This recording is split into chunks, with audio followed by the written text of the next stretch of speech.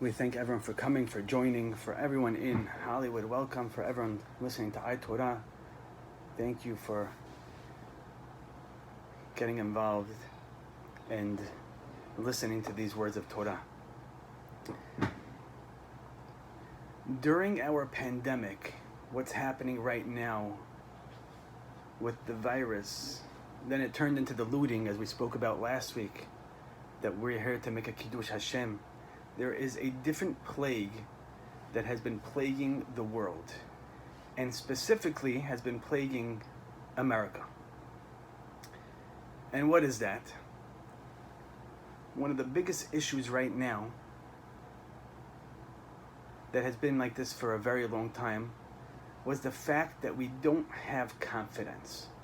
There is a lack of confidence, there's a lack of self-esteem, there is a lack of self-worth, there's the feeling of being broken.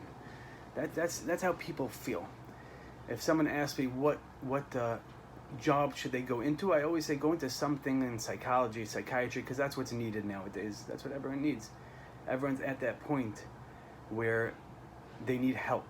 And you find it most by the younger generation, you find it by the younger kids, the teenagers, where they have everything. They don't have to pay for any bills, they don't have any problems, they're prime in their age, and they're the ones that need it the most. And you ask them why, they just say, I'm depressed, I'm not happy, I don't know the reason why. That's just how I am. Now, excuse me.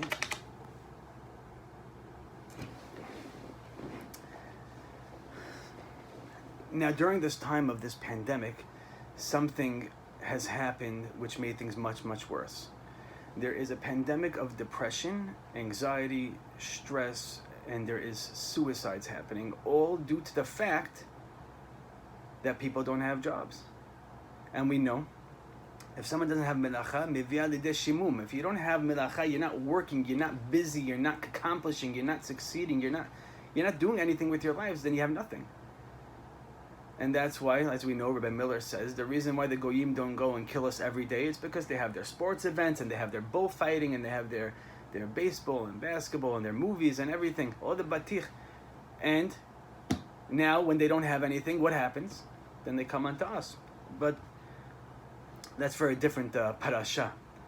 Right now, with all this, the depression that's happening, this pandemic that they're calling it, that everyone doesn't know what to do with their lives. They feel like there's no worth to me. I have nothing to live for. And we see this exactly from our parasha. Our parasha says in Parashat Shelach, it speaks about Moshe sending the spies. Moshe Rabbeinu asked God, he says, the people want to send spies. Okay, send them. He sends spies. We know the 12 spies, the 12 greatest of the generation, Yoshua and Caleb ben Yefuneh included, and they go, and they're looking, and they see giants, and they see the fruits are so big, and they see all death, and they come back with a terrible report. Their report is, it's a land that kills people. It's a land that we don't want. It's a land that's not for us. Right then, the Jews all cry. They burst out in tears. And God says, you cry for naught, you cry for nothing. I will give you something to cry about. Today will be the worst day in Jewish history. And that we know is Tisha B'Av. First Beit HaMikdash destroyed. Second Beit HaMikdash destroyed. The Holocaust, the pogroms, everything starts on this day. It's a very scary, scary time. But we know one day, Bezat Hashem, it'll be a very good time. It'll be a time where we have Mashiach. It'll be a holiday when we get Mashiach. Now, so God says, I'm going to give you something to cry about. But if you look at the Pesukim, you find something very, very interesting, exactly in this subject that we're talking about. The Pesukim bring down in Perek Yud Gimel Pasuk Lamed Gimel.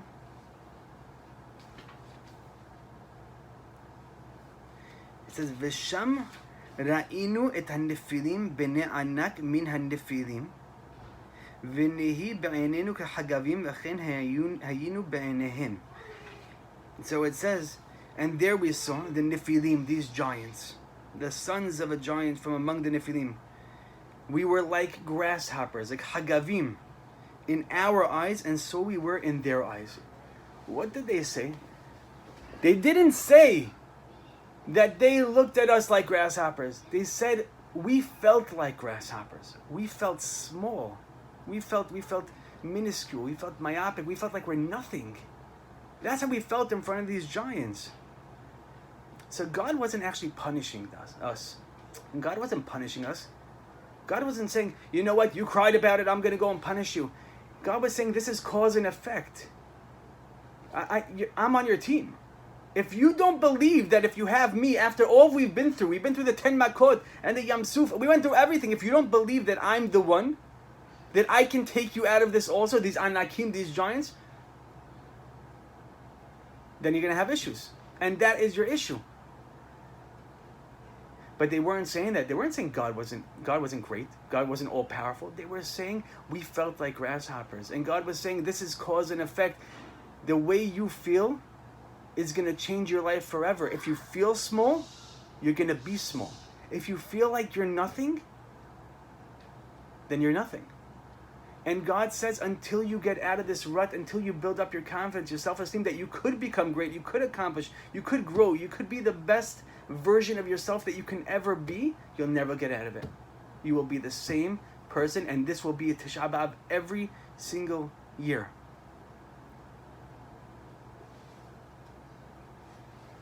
And that's why we fall on hard times. We have pain, we have tragedy.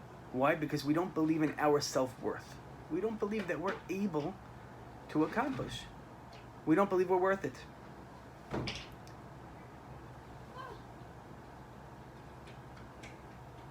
And it's amazing how it works. We think all the time, and especially in religion, we always think, me, finish Shas? No, wrong guy. I'm not him, I'm not her.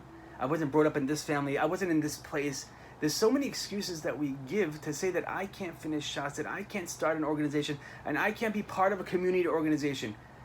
I can't become the best that I can be. Why? Because I'm not that person. I'm the wrong guy. God, you picked the wrong person. And this isn't just a problem by us. Even the greatest of all prophets had this issue.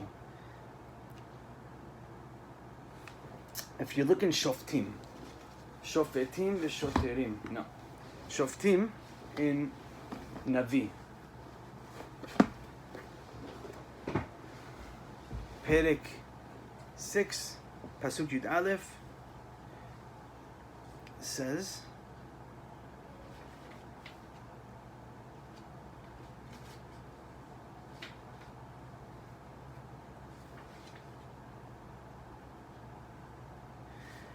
ויבוא מלאך אדוני וישב תחת האלה אשר במפרע אשר ליואש אבי העזרי וגדעון בנו חובט חיטים בגד להניס מפני מדיין. The angel came and he went to the Shofet, the prophet, the greatest of the generation, Gid'on. וירא אליו מלאך אדוני ויאמר אליו אדוני עמך גיבור החיל. And the malach came and spoke to Gid'on, ויאמר אליו גדעון, בי אדוני, ויש אדוני עמנו, ולמה מצאתם לכל זאת ואיה כל נפלאות לאותיו אשר ספרו לנו אבותינו לאמור, הלא ממצרים העלנו אדוני ואתה נטשנו אדוני ותננו בכף מדיין. He says, I beg you, he's talking to the angel, if Hashem is with us, why is all this happening to us? Why are we in such a bad position? Why are we in such a bad situation in our lives? Where were all his wonders that he did for Abraham, Yitzhak, Yaakov? Where were the wonders of Mitzrayim? Right now we're under the rule of the evil kings. What's this all for? And he says, ויפן אליו אדוני ויאמר לך בכוחך זה והושעת את ישראל מכף מדיין הלא שלחתיך. And Hashem turned to him and he said, go with strength and you will save the Bnei Yisrael from Midian. He says, go, do it. I'm giving you the strength. Go. Now what does he say back, Gid'on? Gid'on says back, ויאמר אליו אדוני כי יהיה עמך והכית את מדיין כאיש אחד. אם לא מצאתי חן בעיניך ועשית לראות שאתה מדבר עמי, אל נא תמוש מזה עבור ידך והוצאתי ממלכתי.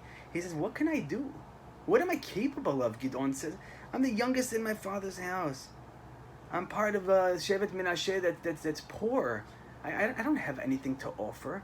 And God says, I like you. I found favor in your eyes. You found favor in my eyes. Do it. Do it, and you will be strong. You will succeed. That's exactly what he tells Gideon. Gideon needed a push also, because many times in our lives we're meant for greatness. We're supposed to do something great, but we just can't do it. We're just not there yet. I'm not able to. I remember someone told me a story from Cham Ben Sion that someone went to Cham Ben Sion about a Benotam Tefillin and says, I want to wear a Benotam Tefillin, but I'm not ready yet. So he said, put it on, you were always ready. A lot of times we think we're not ready to do something, but it's not because we're really not ready, it's because we never did it. He says, put it on, you'll see you were always ready. The same thing with Gideon. Gideon says, who am I? I'm small, I'm nothing, I'm young, I'm from the youngest, I'm in Menashe. God says, go. He needed the chizuk just like everyone needs chizuk. We all need a push. We all need a show of care and of love to let us succeed in what we need to do. Because we're on this world for a reason. We're here to accomplish. We have to find out what we're going to accomplish, what we're able to do, what we need to do. The second prophet, the second Navi is Yirmiyahu. Yirmiyahu is the same exact thing. You're looking at Yirmiyahu, Perek Ahad, Pasuk Dalid. It says something amazing. Vayihi devar Adonai elai lemor. God spoke to Yirmiyahu, Beterem et tzorecha bebetin yadaticha ubeterem tetzeh melechem miktashticha. He says, when you left the womb, I sanctified you. Navi legoyim nataticha va'omar aha Adonai Elohim hinei lo yadati daber kinar anochi. He says, God, what do you want? You're telling me to be the prophet unto the nations. He says, I don't know how to speak. I'm young. I don't have what it takes. What does Hashem say? Don't say that you're young. Wherever I send you, you shall go. That's what you should say. He needed the push. God's telling you. God's saying, Yirmiyahu, I want you to be the guy. I want you to be the prophet. I want everything to go through you. And what does he say? He said, no, I'm too young. I don't know how to speak. I'm not a prolific speaker. I don't know how to do it. It's not part of me. It's not who I am. I'm not that person. He picks someone else. And God says, no, you're exactly the person that I want. You see, even Yirmiyahu Hanavi getting spoken from God, he needs that push. He needs that strength. He needs that pat on the back for the perseverance to move on. Which is what's lacking, and which is what is a problem in our generation. Now the last one I want to say is going to be in, of course, is going to be in Parashat Shemot, Parashat Shemot, Moshe Rabbeinu sees God. God comes to Moshe. Vayomer Moshe El Adonai, Bi Adonai, Lo Ish Devarim Anochi, Gam Mitmo, Gam Mishom, Mishil Shom, Gam Ma'az Devarecha Al Avdecha Ki, He says, I'm not the person. I know you want me to take the Jews out of Egypt. I get that. I'm happy about it, but it's not me. I can't speak. I never could speak. Like the Midrash says, when he touched the coal instead of the gold or the crown, because the malach pushed his hand, he said, I can't speak. You want someone who's going to speak, who's going to get up there, who's going to make a difference, who's going to inspire people. That's not me. What does God say? Vayomer Adonai elav. He says, who's the one that gives people the power to speak? Who makes people smart, dumb? Who does anything? That's me. Who are you to say that you're not able to do it? I will be with you. He says, Moshe Rabbeinu says, send the one you always send. Don't send me, send someone else. Who is he talking about? Aharon, send Aharon. Aharon, my brother, he's older than me. Go, send him. He's the one that can do it. And God gets angry. He says, your brother's fine. He's not going to be jealous. He's not going to be embarrassed. I want you to go. So we see even the greatest of all the prophets, Moshe Rabbeinu, is being told by God, and he needs that extra shove. He needs him to say, no, I want you. And Moshe thinks, I'm not the guy. It's Aharon. Go to my brother. Go to someone else. There's so many great people that you go to. He says, no, I'm picking you because you don't know your talents. You don't know your specialties. You don't know your capabilities.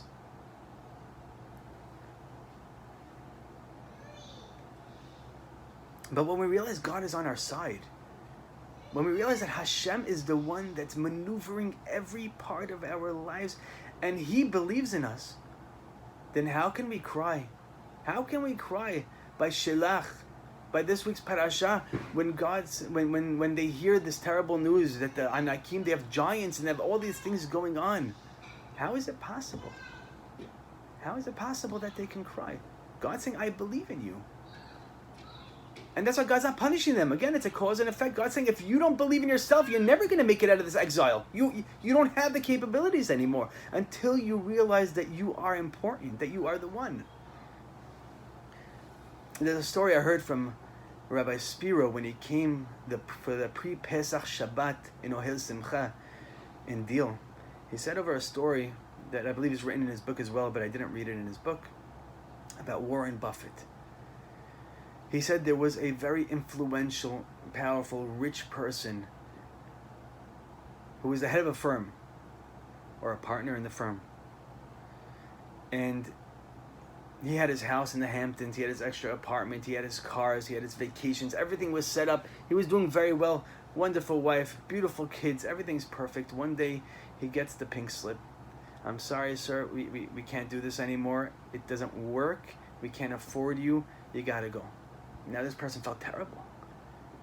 And little by little, he starts selling off his things, but he never tells his wife, can't tell his kids. He's gonna look like a fool. He's gonna look like a peasant. He can't be a loser. So he gets up every day, he makes his tie, he straightens it. He says, goodbye, honey, have a good day in work. And he walks around Manhattan every day. He goes to Manhattan and he walks around day in, day out. One day, a couple months go by. He's sitting on a park bench in Central Park and he starts to just cry. He's crying and crying about his life. How did he end up in this situation? And what does he do? He's sitting there with his head between his knees, and an old man wearing pajamas walks up to him and sits down on the bench right near him, sitting down. And he says, son, what's wrong?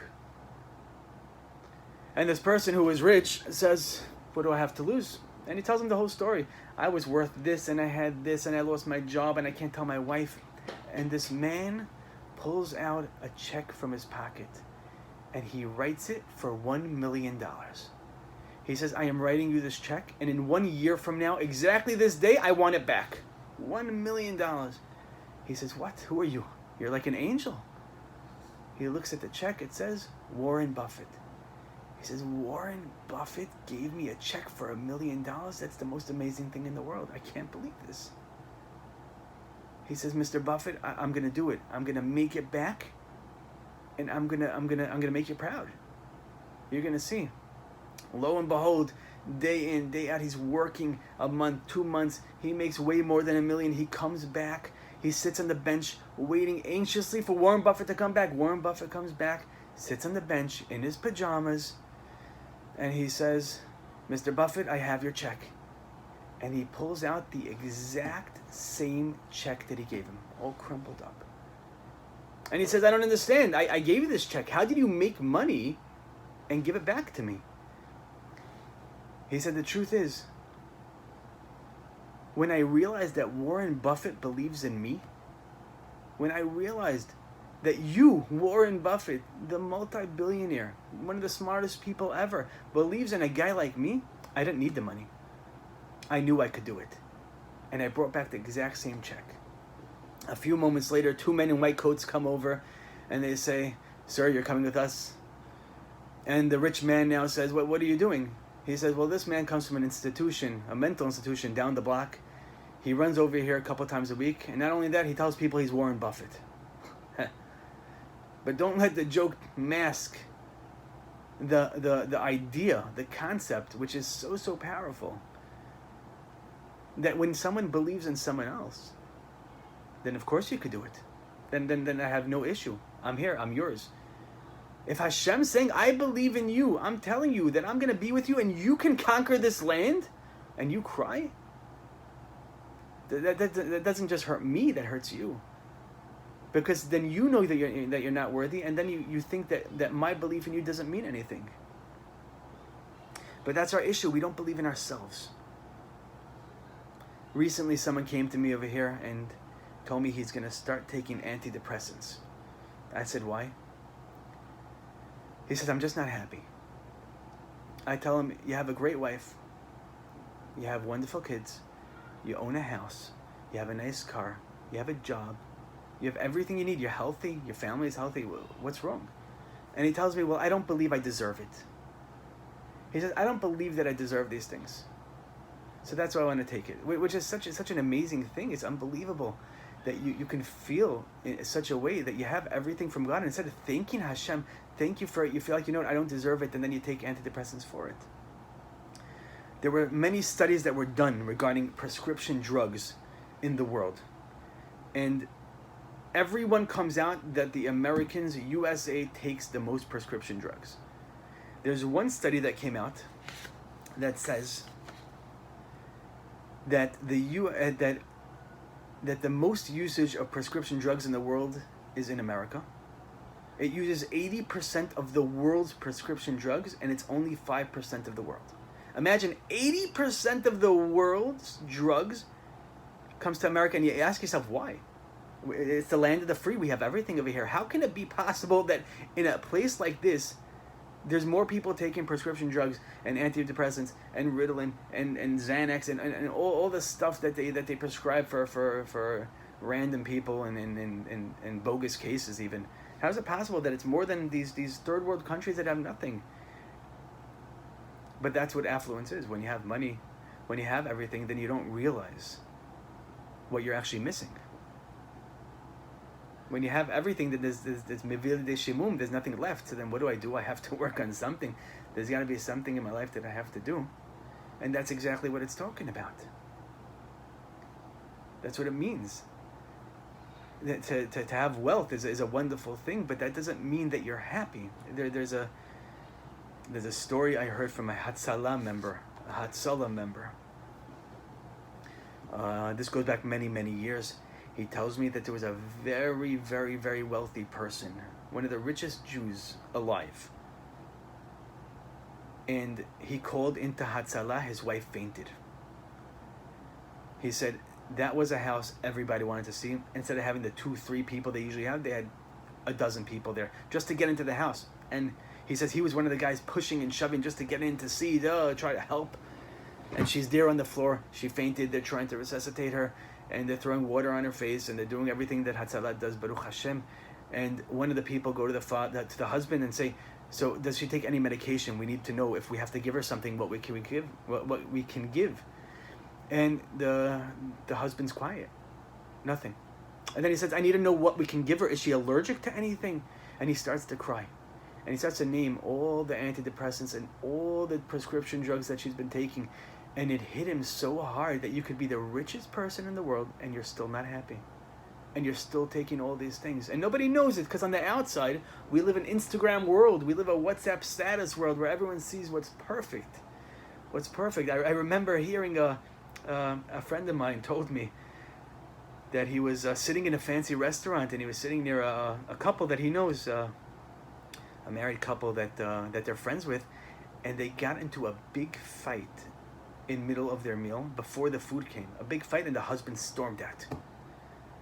And my friend's sitting there with his wife watching all this unfold, and he says, after 10 minutes, the wife walked out. And a second later, he gets on their WhatsApp status, he gets a picture of the food that came out. Like nobody knows that they just got into a massive fight and they both ran away from everything, but who cares? Because we got to take a picture of the food and everyone thinks, wow, look how much fun they're having. Look at that. That's amazing. They get to eat together and they're so happy, but nobody knows the truth. That's the world we live in. To be a real person these days are very difficult. My father always says, Hashem Yishmereu, Tov Shem Meshemen Tov, like Shlomo HaMelech. To have a good name is the best thing. To be an honest person, that's the only thing that matters. But that's what we have to understand, that we're here for a reason. We're important. We're worthy. If God created you, there's a reason why He created you. There are 600,000 letters in the Torah, corresponding to the 600,000 neshamot, Jewish souls that there are in the world. What happens if one of the letters are rubbed out? Torah's pasul, can't use it. What happens if one of the neshamot aren't here that's supposed to be here?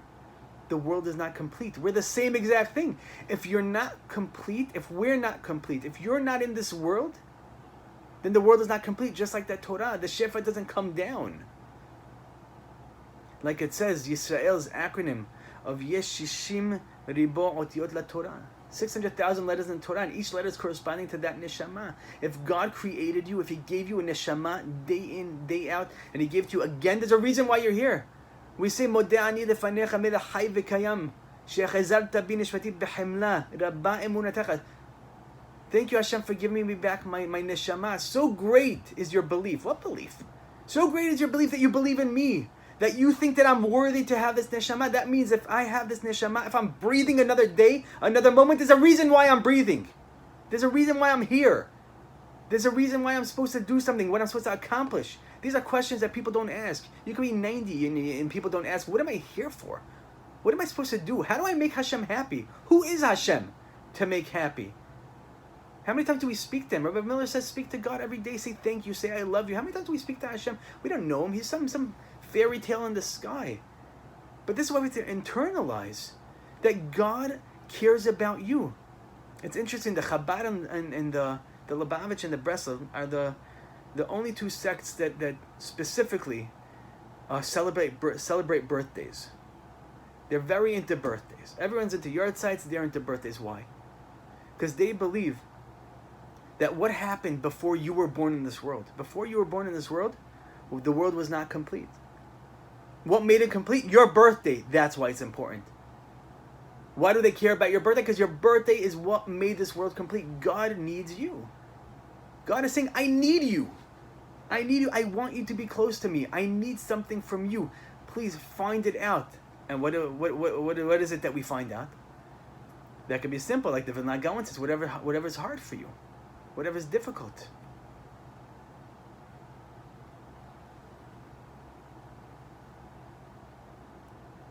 But when we understand that there's something in this world that only you can accomplish, no one else can be you, then how can a person be depressed, be sad, be weary, be stressed? How is it possible? God's saying, I believe in you. I put you on this world for another moment. I'm mechadish b'chol yom tamid. I'm giving you a breath day in, day out. Every moment I'm making this world new for you. And then there's something that needs to be done. There's a way for you to get close to me. There's a way for you to get your olam haba. How can you be sad? How can you not understand?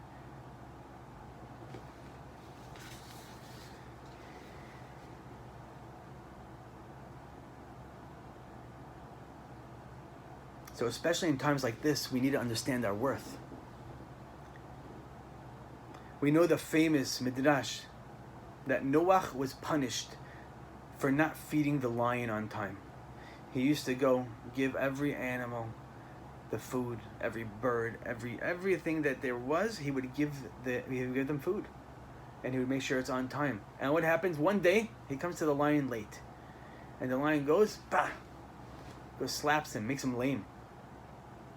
And you ask him why. Why would he deserve such a punishment? He was so good. Noach did everything. God said, build a teva, I'll build a teva. He says, get the animals, feed the animals, whatever you need, God. All of a sudden, he comes a minute late. Who knows? Maybe he was busy. Maybe he was by a different animal that needed help. He goes to the lion hits him. And I heard an amazing answer once. Because we look at it that it's a lion. But we have to understand, it's not just any lion. It's the last lion.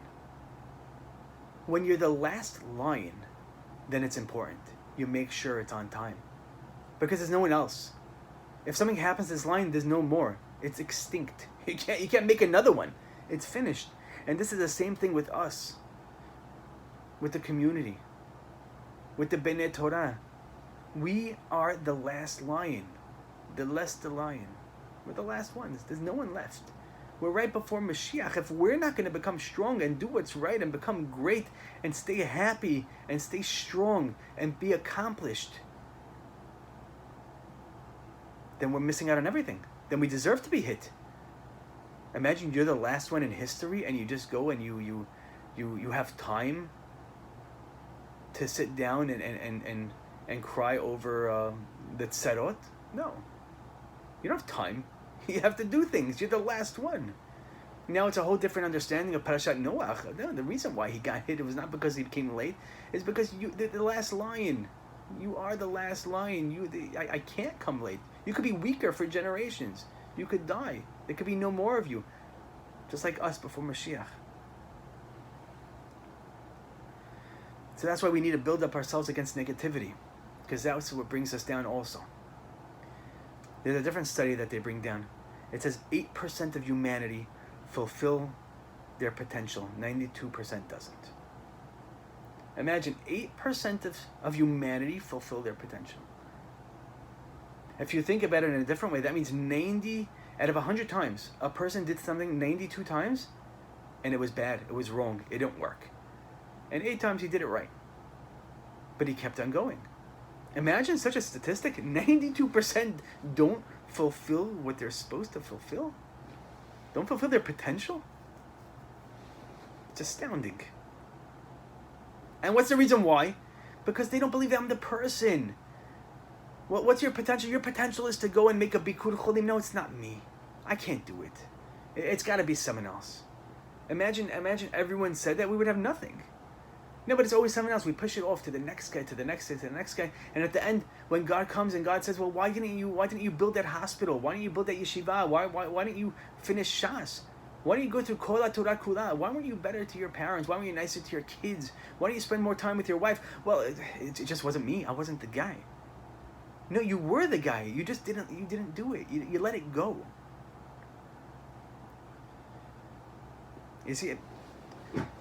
But that's what we need to understand also. Everything's calculated. God gave you exactly what you need. It's like someone has a bunk bed. He has a dresser. You know, you get that dresser from China and you're putting it together and you put all those bolts and screws and nuts all on the sides and you're trying to see if it's exactly the same. They never give you extra ones. And they never give you less. It's always exactly the same amount. Exactly what you need. And if you go and you do everything and you're like, oh shoot, I missed that screw, that's because you missed the screw. It was supposed to be there. It wasn't an extra one. God gives you exactly what you're supposed to get, and that's what you work on. You don't look at the next guy. You're supposed to have exactly this piece of furniture. This screw, this bolt, this nut, this hammer, everything that was in this case that was sent to you to build is right here. You just got to build it now. But you're not supposed to build a Taj Mahal. You're not supposed to build a house. You're supposed to build a bunk bed. You're supposed to build a dresser. You're supposed to build a kid's chair. Whatever it is that you need to do.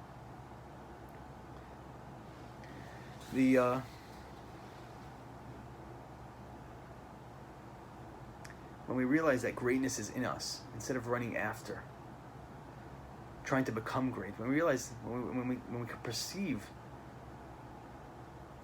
that greatness is really what we are. It's all humanity really, but it's especially by Jews. God gave you a neshama, tselem Elokim. He put inside of you, there's a certain spark that can't be extinguished. It's in every one of us. All we have to do is listen. All we have to do is put a piece of hay there. All we have to do is just get into it. Change our mode, change our mind, change our method. And then this pandemic went on. There'll be no more depression, no more suicide, no more anxiety. What for? Well, I don't realize my worth. But when you realize your worth, you have everything. A big reason why people don't fulfill their potential is because, not that they're afraid of being successful, but they're afraid of failure. How many people in our lives did we see that were successful and didn't fail? 0, not 1. You'll never find a person that is a successful, an entrepreneur, good at something that nobody else is, and he didn't fail. He failed time and time again. And what made him so great? By getting back up. Sheva yipol tzaddik v'kam. A tzaddik falls 7 times and he gets up. It doesn't say when he falls. It doesn't say if he's gonna fall. It says he will fall. It does say when he falls. He will fall. He's gonna fall, and if he gets up, that's what makes him that great.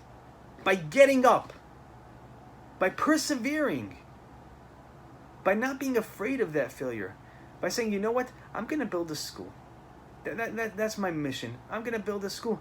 And you fail 1 year and 2 years, and it doesn't work with the parents, it doesn't work with the school, it doesn't work with the property, it doesn't work with anything, and you keep on going and going and going, like we just had by the Omer, Rabbi Akiva. He didn't give up. 24,000 dead. Okay, let's start again. If I'm here, if God gave me my neshama, modeh ani lefanecha, rabba emunecha, you still believe in me? I'm here for a reason. 5 more. 5 more students. And that's what he did. He got those 5 more students. He started all over, and that's what we have everything from. As we said before, in the place that you're struggling is the place that your greatness lies. We all have problems. We all have that package, that pekalach. Some people get angry faster. Some people, if you look in the Rambam, amazing Rambam, the Rambam brings down that every person is made up of 4 different items: wind, water, fire, air. And he says some people are more fire than water, so they're hotter, their body's hotter, they get more angry faster. Some people are more water, they're more loose. Some people are more cold, like wind. Some people, and he goes through all these different things. We all have different attributes to us that make us great, that we can use for the good and for the bad. But in that place that you're struggling is exactly the place where you could become great. You give a class on that. You could become the Rebbe of that exact item. Where do we see this? It's an amazing, amazing Rabbi Dessler. Rabbi Dessler says that when Moshe Rabbeinu was told by God, take off your shoes by the snare, by the burning bush, because this is a holy place. Take off your shoes. Hashem wasn't saying about his own shoes. He was also saying for generations. Rabbi Dessler says Hashem was saying for all generations, the place where you are standing, the place where you have it hard, the place that it's difficult for you, that's where you could be the greatest. That place where it's difficult, that's where your Beit HaMikdash is. There, take off your shoes. Where it's hard, where you want to give up. Like we said the first week or the second week, but inspiration, the bodybuilders, you think they want to just go and work out 8 hours a day to keep up their just keep up their muscle, not get any more? No, but they go through the motions and they work hard and hard and hard. And if you ask them, do you like it? No, I don't like it, but I do it because I know the outcome. It's hard, but if you work on it, you can succeed in it. And the reason why Adam was kicked out of the Garden of Eden, of Gan Eden,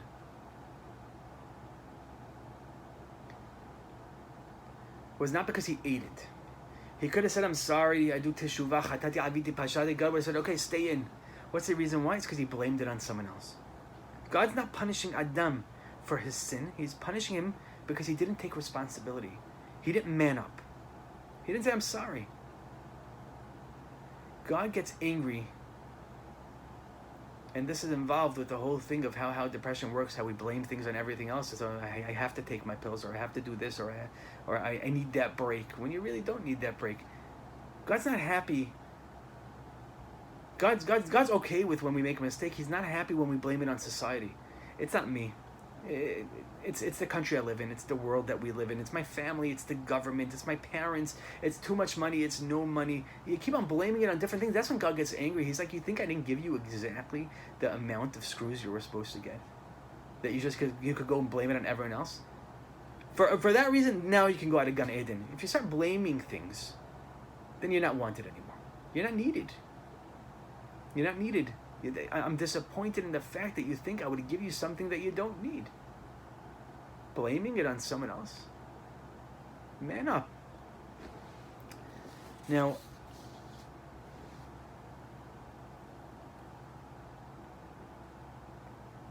it's important to know also that even in striving and becoming great, not everyone is meant for the same greatness. As we said before, everyone has different bolts and screws. Everyone has different things to build.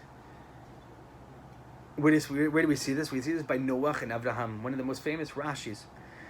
Rashi says that if Noach lived in the time of Abraham, if Noah lived in the time of Abraham, he would have been a regular person. It's a machloket, according to one man Damar. He would have been a regular person. He would have been a nobody. And the Shem Mishmuel, amazing sefer, says it's not a bad thing. It's not a gnai. That we're taking it out of context. It's not that he would have been nothing. Abraham knew himself. He knew what he was able to do. Abraham knew that my ability in this world is to change the world, to go out, to do kiruv, to talk to everyone I see, to make parties, to give speeches. And Noach said, I don't have that. I don't have it. I'm not that guy. He would have been a nobody. The fact that I would have been a great person, I would have been a tzaddik, I would have been tzaddik, but I would have been in my house, I would have been doing my own thing, because I'm not that person to go out. You see, you can accomplish great things in both ways. You can be that person that goes out and does it, or you can be in your house and do it. It doesn't make a difference as long as you're accomplishing and fulfilling what you're supposed to do. Some people have both. They can go out at times, they can give those public speeches, but most of the time they're more reserved. And that's okay also. But everyone is needed. It doesn't make a difference. You're very loud, you're very quiet, you're a great speaker, you don't speak very much. Every person is needed. Even that person who you see in the street, he's a handicap hazit. And you say, what do we need him for? What is here? And that's what they thought in the 1920s when they used to go in and kill the kids who were Down syndrome. Terrible. That's what they used to do. Everyone is needed.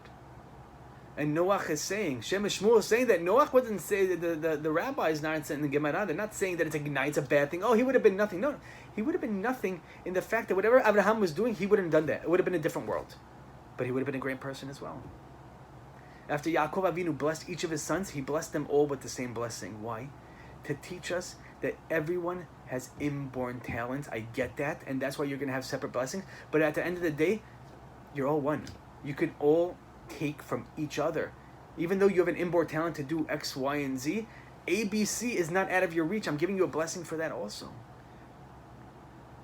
But the front page, right, of the New York Times, of your New York Times, of what you have to think about is who you are. Like we said before, who are you? What are you here for? What are you? You're a Jew. And when you know that you're a Jew, then you can do anything. You can go through exile after exile and be strong in your faith and be strong in what you believe in, because you're a Yehud, you're a Yid, you're a Jew, and you have what it takes. You know why? Because God believes in you. That's my front page. I am a Jew. I'm not American before I'm Jewish. I'm not Israeli before I'm Jewish. I'm Jewish. Where do I live? In America. There's a famous story that's brought down by many speakers. I've seen it in a book also. It's a story of an older man who I believe he went to Derech HaChaim to go learn Torah. He didn't really learn his whole life. He wanted to sit down and learn like yeshiva guy. He's sitting with all the bachrim, with all the newly married boys, and he's learning Gemara, and he just couldn't do it. He wasn't happy. I'm not progressing. I'm not where I'm supposed to be. I'm older. And he goes to the Rosh Hashiva. He says, Rabbi, I'm old. I shouldn't be here. These kids are young. They know how to learn. They're happy with what they're doing. I can't give over. What can I do? Why am I needed? So he tells the Rosh Hashiva. And the Rosh Hashiva says, I have such an interesting thing to tell you. He says, just yesterday, I was falling asleep in my car. I put on the radio. On the radio, he hears a story of the famous composer Arturo Toscanini. He's a master composer. And there was an orchestra that was playing his melody, and they called him up. They said, can you please come down and listen? Hear us play. We're playing in front of who knows how many people. And he says, I would love to, but I can't. I have a prior obligation, but I'll listen to it on the phone. They said, okay, at least we get him to listen to it on the phone. There was a reporter that was standing there. He says, can I hear it with you? I just want to hear what you have to say about it. He says, sure, no problem. The interviewer and Arturo Toscanini, they're both listening to this beautiful, magnificent masterpiece. And he looks at Toscanini after it was done, and he did not look happy. And the reporter, the interviewer, says, why aren't you happy? Wasn't that the most beautiful thing in the world? They played your melody to the T, perfectly. He said, no, there was something missing. There was no pitch. There was a pitch that they never got to, actually. There was something they were supposed to get up to, and they didn't get up to it. And I heard it. It bothered me. It wasn't the same. He said, what do you mean? He said, well, there were only 13 violins instead of 14.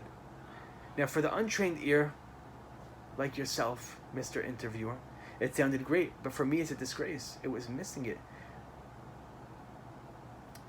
The interviewer was shocked. And he calls up the place, and he says, was everyone there today by the orchestra? And the person says, the composer, he says, the truth is, there was one person called in sick. The violinist, we missed him. What could you do? And he was shocked. Just like Toscanini said, for the untrained ear, like yourself, you don't hear it. But for me, the composer, the person who made up the song, I hear every single pitch, and it was missing. The Rosh Hashiva says the same thing with us. God hears every note. It doesn't make a difference who you are, what you're learning, how fast you are, how slow you are, how old you are, how young you are. God hears every single note, and if you're not playing with the rest of the Jews, if you're not part of it, if you're not holding that violin, even though you're not really needed, apparently, for him you're needed. For God, who's the ultimate composer, him you're needed. Because he hears everything. He knows when something's missing. And without you, it's not complete. It's not flawless.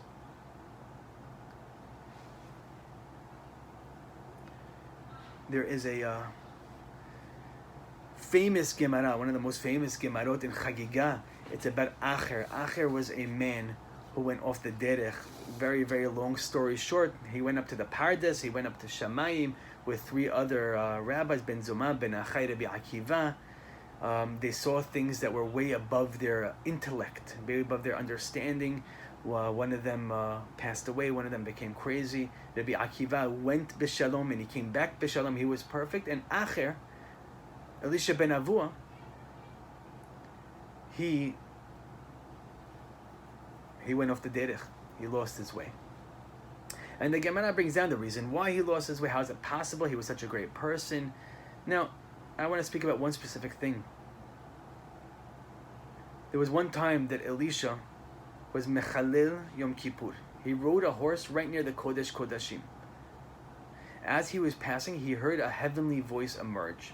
A bat kol, and the bat kol said, "Return all my sons, shuvu banim shovebim, chutz me'acher." Everyone could return except for Acher, except for you. And he heard it.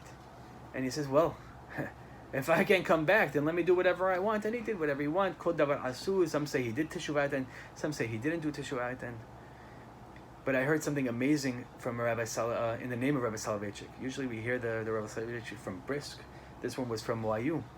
I heard an amazing answer, and Rabbi Soloveitchik says that what was the problem with Elisha? With Acher, everyone could come back. We all know that every person is a chelik olam haba. You could do teshuvah. Well, he heard a bat kol all of a sudden. Now, okay, I can't do it. I heard a bat kol. And he explained that Elisha, Acher, was so broken that he projected that brokenness. He disliked himself so much that he couldn't believe that God would want anything to do with him. So he was so subjective to it, because we're all subjective beings, that he heard it. He heard it, even if it didn't come out. That's what he heard. He was so hurt with himself that God doesn't want anything to do with me. He heard a bat kol. And with that, he went and he did everything. But really, the bat kol didn't come back. God would never say, except for you. No, even you. Oh, but when you're so depressed, you're so down, you're so broken, then you hear whatever you want. Then you hear anything. In Parashat Kedoshim, God says, because I am holy, you should be holy. Ki ani kadosh, ata kadosh. If I'm holy, you should be like me. Af ani kadosh, so too you should be kadosh. The question is why? Because someone, like an example, every Jewish mother, it's 85 degrees outside. You live in Florida. And she says, honey, put on a coat. She tells her little kid, put on a coat. And he says, Mom, it's 85 degrees. I'm wearing shorts. Put on a sweater. You need a sweater. Put on a coat. Well, because you're cold, now I have to wear a coat? So because you're kadosh, now I have to be kadosh? What does that mean? And an amazing answer that they bring down is that we don't understand ourselves. We don't understand who we are. We're not physical beings. We're a soul. We're a neshama. We're spiritual. We're a part of God. We're a copy. We're a carbon copy of what God is. And God's saying, just like I'm kadosh, you could be kadosh. It's not so far away. It's in hand's reach. You can make it. You can be the same exact thing. You can come back to me and cling to me. Why? Because I'm part of you. She wasn't saying, well, because I'm cold, then you should be cold. No. We are the same. We're the same person. We're the same being. Your neshama is a part of me. Chelek Eloka Mima'al. Moshe Rabbeinu, the greatest man in the world, he was our faithful shepherd for 80 years. He does one mistake, he hits the rock, and the Torah doesn't bring it down once, it brings it down 3 times. Now, when you think about it, cut him a break. It wasn't a big Avera. Yeah, they say for his stature it was big, but at the end of the day, it wasn't as big as we understand. And why do you bring it 3 times? Is it embarrassing? Hashem, why are you doing that? Why is it in the Torah? And you make him write it also. And the reason why is because Hashem was teaching us, and Moshe Rabbeinu was happy to write it to teach us, that if a person does a mistake, it doesn't mean he can't be the greatest person ever. A lot of people get very depressed about things they did in their past. Well, I did this Avera and that Avera, and how can God like me for this, and how can God like me for that, and how is it possible, and how this, and how that, and God's saying, Moshe Rabbeinu did a sin, and I brought it down 3 times to tell you that you sin. You sin, you pick yourself up, and you go again, and you'll still be the greatest person. Right, the famous thing that people say, and that is there were 4 people that never sinned in the world. 4 people. Never did an Avera, never spoke Lashon Hara, never looked at something they shouldn't have looked at, never did Bitul Torah, they never ate not kosher, they never, everything, Kiryat Shema on time. 4 people. Who were they? Amram, Moshe's father, Binyamin, from Shevet Binyamin, Yishai, David's father, and Kilav, David's son. 4 people. And you think about them, most people don't even know any of them. Maybe 1, 2, all 4. So what are we saying? Amidah. Elokei Abraham, Yitzchak, Yaakov. We should say Elokei Yishai, Elokei Kilav, Elokei Binyamin. They never sinned. They died because God made death in the world. The Gemara brings down that they shouldn't have died. If you sin, you die. They never sinned. There was no reason to die. Because since God made death, so they were able to die.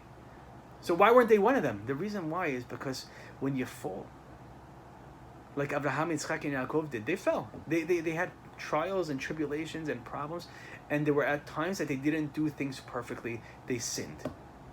And what happened when they sinned? They become greater. They become even better. Right? If you never did Avera, you're a malach. You're status quo. You're stagnant. Perfect. I'm an angel. But if you sin, and then you felt that sin, you understand it, and you do teshuvah, boom, you're even higher. That's exactly why. A lot of times people have issues. They have problems in their religion, and they don't do things exactly how they're supposed to do, but that's okay. Don't even think about it. I remember hearing from a very big rabbi once. He said, so many people are so depressed these days from the bad things that they do, they should only think about their averot on Yom Kippur. That's it. Go through the day, learn Torah, especially by a bacher. Learn Torah day in, day out. First Seder, second Seder, go to your work, be honest, come home, be nice. And then on Yom Kippur, cry your eyes out and do teshuvah. Yesterday, legit, someone came to me yesterday, and he's a yeshiva bacher, great boy, and he said, I did so many bad things in my life, I still think about it every day when I wasn't religious, and it hurts. But I tell him, don't think about it. It's not for you to think about it. It's not about you. It's not about you. Just make believe right now you're a new person, and you are a new person. The Rambam actually brings down, come to think of it, let me see if I can find the place. The Rambam actually brings down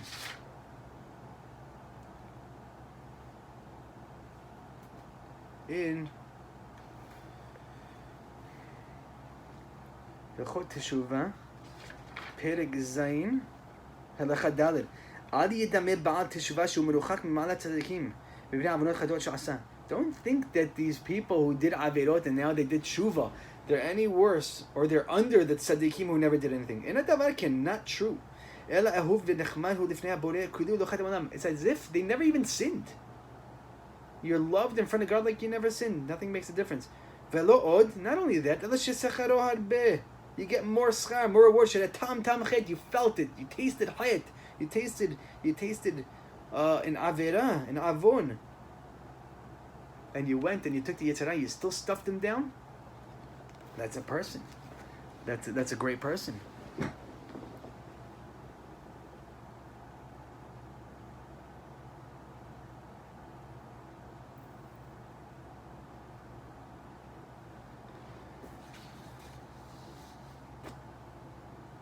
Now,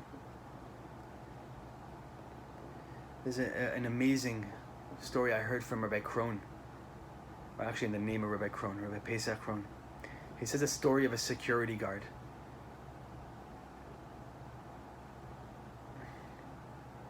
This security guard worked in a amusement park. And one of the Jewish days in the amusement park, and all of the Jewish camps come, and one of the head counselors was talking to him. And this guy was overweight, looked kind of weird. And he looks at the head counselor and he says, "Well, you're looking at me like I'm a little bit weird." He said, "So let me tell you a story." He said, "I did 2 tours in Afghanistan and my best friend died in my arms. We joined the same unit. At the same time, we got ambushed. He was shot. I had to save him. I ripped a piece of his shirt to stop the bleeding, and he put his hands, and the bleeding wouldn't stop. So what did I do? I took my hands and I put it on my friend's chest, my best friend. And I put it on his chest and I was squeezing down so the blood would stop. Before I knew it, my hand was inside his chest and it was holding onto his heart. And it was beating in my hand. And I felt it say, as it was beating, as it was murmuring, the murmuring of the heart, it was saying, 'Please don't leave me, please don't leave me.' And we got his body out and he had a proper burial." Now, we think about us, what would happen if we can feel our own heart? Or someone can feel our hearts? What would it say? Would it say all the games we played, all the things we did, all the vacations we went on, all the cars or the houses, the weddings? It's going to say who you are as a person. Are you the friend that you're supposed to be? The spouse that you're supposed to be? Did you stand up for what you believe in? Or did you take a back seat? We need to live our life as if our hands were in our hearts, telling us what exactly we need to hear.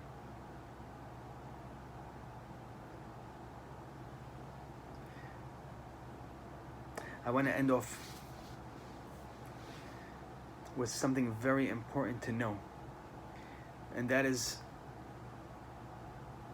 to get out of the whole depression and the whole anxiety and the whole stress and everything, when we realize that we're worthy and we're important and God put us here for a reason and we have something to do and we have a mission to accomplish and we will accomplish it, Be'ezrat Hashem.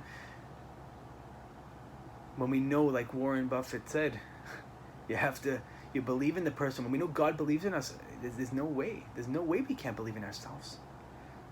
But there will always be naysayers. We'll have backlash in whatever we do. Whenever someone wants to go and start something great, people fight. People will say.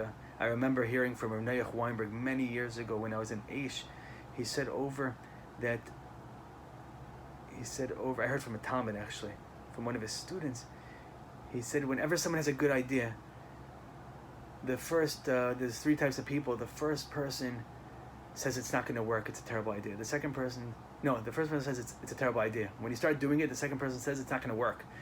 And then when you do it, and it's successful, the third person says, I could have done it better. But that's what it is. We always have those people who are going to go and put us down. The expression is they take away our thunder. You know when you feel inspired, you climb a mountain, you learn a masechet, you stay up the whole night, doing something that's right, and then the next day, you hear a shir, you hear a good class, and then the guy near you just says, you never did that before? Come on. And it just takes away everything. He steals all the thunder that you have. Those people you can't listen to, because those people take whatever you do and they dilute it. And when this delusion, then you have all the issues that we spoke about in the beginning. I remember reading a very famous quote by Lou Holtz.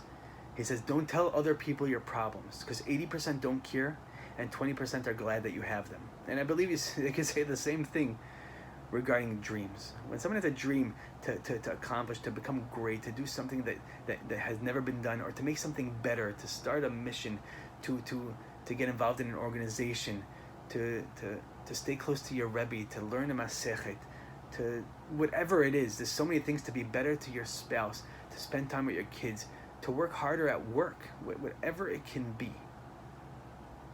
We can say the same thing. You get up and you do it. Because 80 people don't care, and the other 20 don't even want you to succeed. Or they'll say that they could have done it better. Be'ezrat Hashem, when we understand all this, we'll realize that all the medication and all these extra pushes that we're getting from artificial places, they're not worth it. They're not worth it, because the only thing that we need is to understand that besides for the fact that our parents and our siblings and our community believes in us, God believes in us. And when God believes in you, you could do anything. Be'ezrat Hashem, we should get out of this galut. When we understand that we're meant for much, much more. As we said, Modeh ani lefanecha, we're here for a reason, and God put us here. Like the 600,000 letters, without one of us, it is not complete. And when we understand that, we can get out of this galut. Like we said in Parashat Shelach, recently, just now, we spoke in the beginning, and this is this week's parasha, that the reason why is because they felt like grasshoppers. They didn't feel great. Not because they were looked at like they were in grasshoppers. I felt like a grasshopper. I felt like nothing. Oh, if you feel like nothing, how are you going to accomplish anything in your life? Shabbat Shalom.